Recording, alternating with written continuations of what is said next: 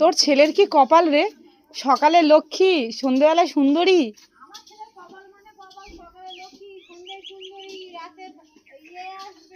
বান্দরী নাকি?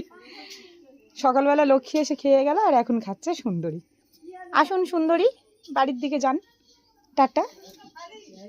আয় চলে আয়, চলে আয় চলে আয় চলে আয়। ওদিকে হচ্ছে অনুষ্ঠানের জোগাড় যন্ত্র, এই যে সব মানুষজন বসে আছে।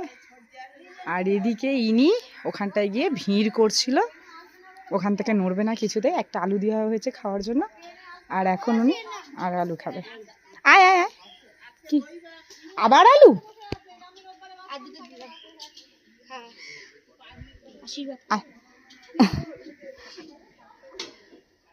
খা খা, আমার হাতটা খেয়ে নিস না, দেখলে ভয় লাগে। টাটা।